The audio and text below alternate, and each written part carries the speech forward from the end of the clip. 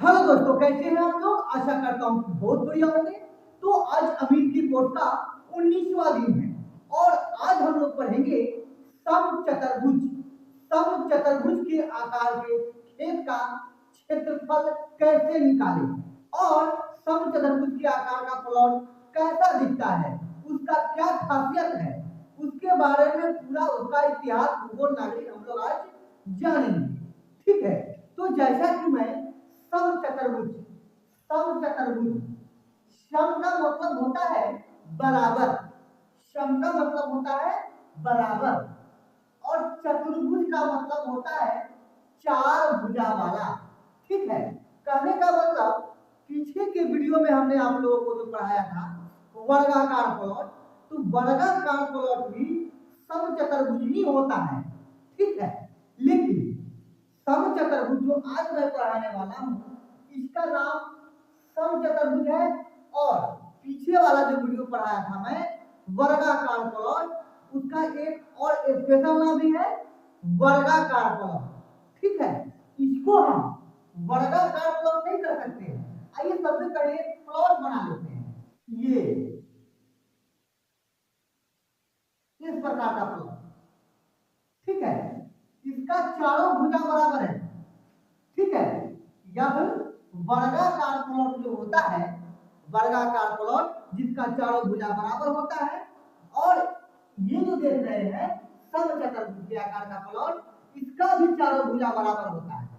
ठीक है, और इसके सभी कोण, ये कोण, ये कोण, ये कोण और ये कोण, चारों कोण का योग 360 डिग्री होता है।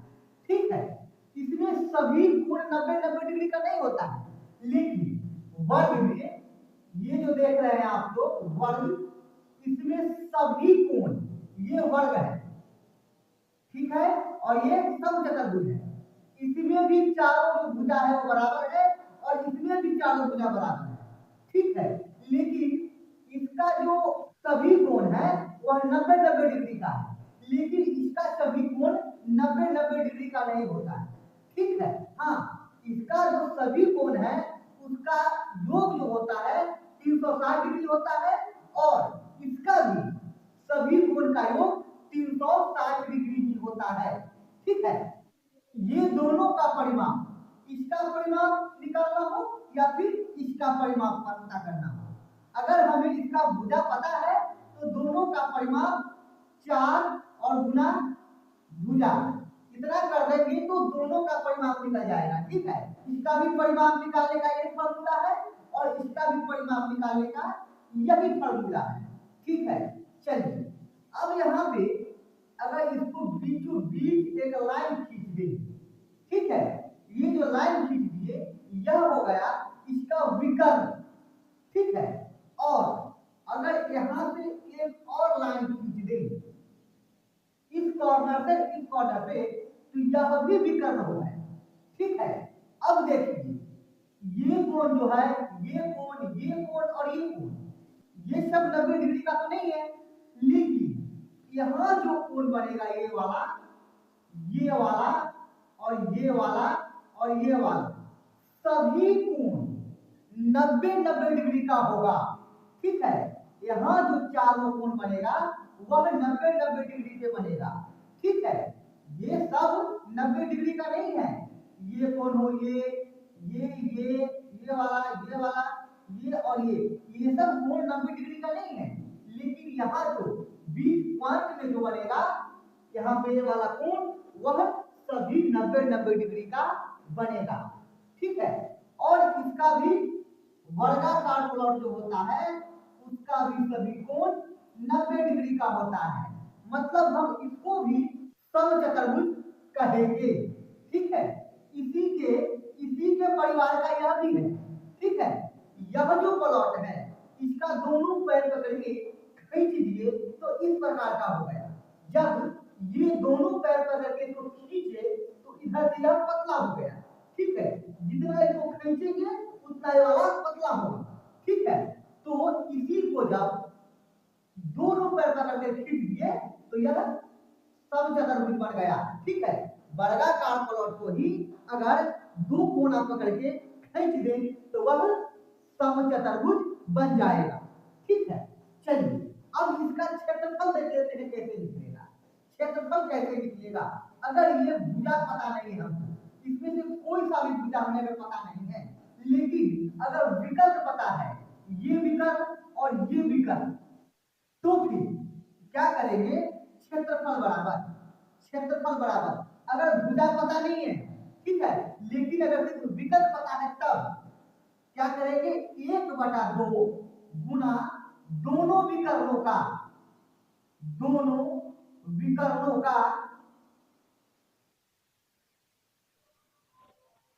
गुणनफल। ठीक है, अब मान लीजिए यहां से यहां तक यह है 20 मीटर, ठीक है, और यहां से यहां तक ये वाला है 10 मीटर।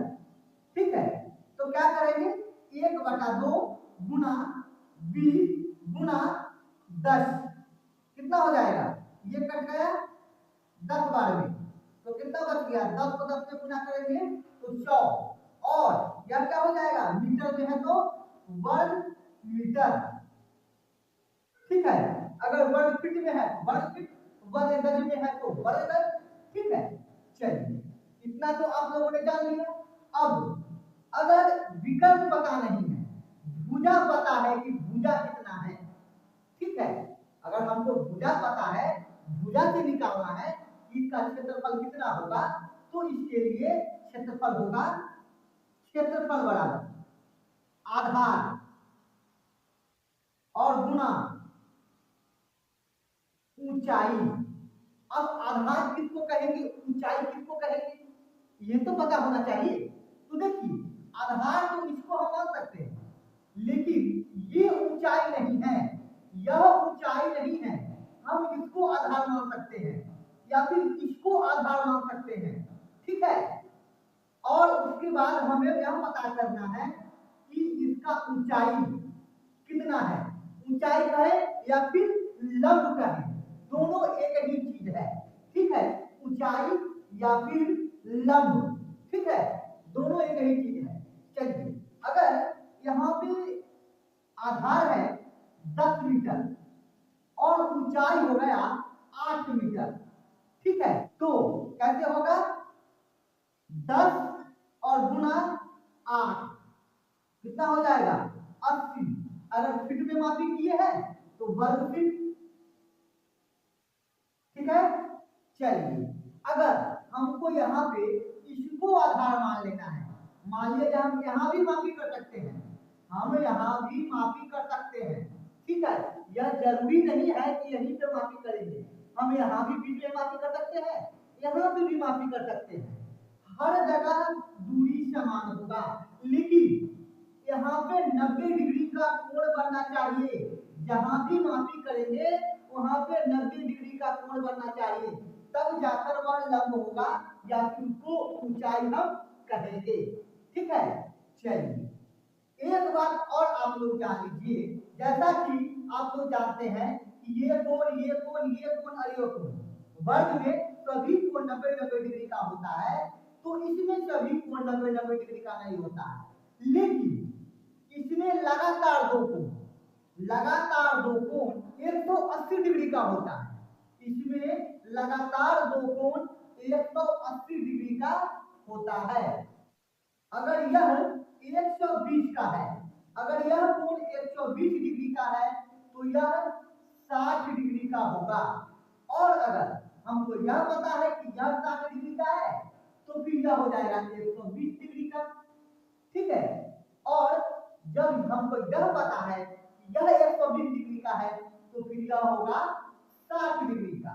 अब चारों को आप जोड़िए कि कितना कितना होगा, 120 और 120 240, और 240 और 60 120, 240 और 120 360। ठीक है, ये सभी कोणों का जो योग होगा वह 360 होगा। और जैसे मान लीजिए कोण ए, कोण बी, कोण सी और कोण डी, अगर कोण ए 120 है तो कोण बी 60 होगा, और अगर कोण बी 60 है तो कोण सी 120 होगा, अगर कोण सी 120 है तो कोण बी 60 होगा। मतलब लगातार दो कोणों का योग जो होता है 180 डिग्री होता है। ठीक है, और जब सभी को जोड़ेंगे तो वह हो जाएगा 360 डिग्री। ठीक है, क्योंकि चतुर्भुज कोई सा भी हो, सभी के कोणों का योग जो होता है वह 360 डिग्री ही होता है। ठीक है, चलिए हम तो इन चीजों को जान लिए कि अगर हमको विकर्ण पता है तो फिर क्षेत्रफल कैसे निकालेंगे, और अगर भुजा पता है तब क्षेत्रफल कैसे निकालेंगे। तो ये जो समचतुर्भुज है, जो क्षेत्रफल निकालने का फॉर्मूला आधार गुणे ऊंचाई है, वो सभी चतुर्भुज पर, जितने भी प्रकार का चतुर्भुज है, सिर्फ समलंब के आकार के चतुर्भुज को अगर छोड़ दिया जाए, सिर्फ समलंब के आकार के चतुर्भुज को छोड़ दिया जाए तो सभी पर यह फॉर्मूला लागू होता है, आधार गुणे ऊंचाई। ठीक है, चलिए हमें लगता है कि इसको आपने आसानी से सीख लिया। अगर समचतुर्भुज के आकार का प्लॉट है, ठीक है, समचतुर्भुज मतलब जिसका सभी भुजा बराबर है। अब वह आयताकार प्लॉट भी हो सकता है। ठीक है, ये जो आयताकार प्लॉट है, ये देख लीजिए आयत के आकार का प्लॉट, ये आयत के आकार का प्लॉट है। ठीक है, तो यहां भी हम यह फॉर्मूला लगा सकते हैं। ठीक है, इसको आधार मान लीजिए और इसको लंब मान लीजिए, और यह फॉर्मूला हम लागू कर देते हैं तो भी इस प्लॉट का क्षेत्रफल आसानी से निकलेगा। ठीक है, वर्गाकार प्लॉट हो, आयताकार प्लॉट हो, कोई सा भी इस तरह का जो चतुर्भुज का प्लॉट है, चार भुजा वाला जो प्लॉट होता है, ठीक है, उसका क्षेत्रफल इस फॉर्मूला से आसानी से निकल जाएगा। ठीक है, ये जो आयत है, ये वर्ग है, सब इसी फॉर्मूला से बिलोंग करता है। ठीक है, ये सब इसी फॉर्मूले से क्षेत्रफल निकल जाएगा। ठीक है, तो हमें लगता है कि आप लोग अब समचतुर्भुज का क्षेत्रफल आसानी से निकाल सकते हैं। समचतुर्भुज किसको कहते हैं, इसका बनावट कैसा होता है, इसमें कितने डिग्री का कोण बनता है, इन सब चीजों को आपने सीख लिया है।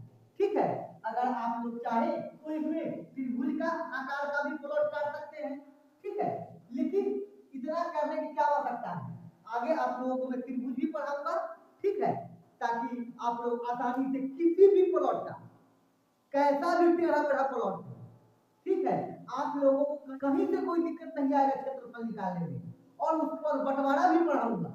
ठीक है, बिल्कुल टेढ़ा मेढ़ा आड़ा तिरछा कैसा भी प्लॉट हो, उसको आप आसानी से क्षेत्रफल निकाल सकते हैं, बंटवारा कर सकते हैं, मापी कर सकते हैं।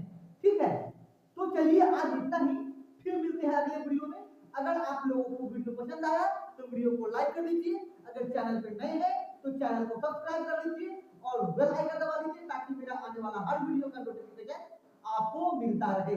ठीक है, तो फिर मिलते हैं अगले वीडियो में, तब तक के लिए धन्यवाद।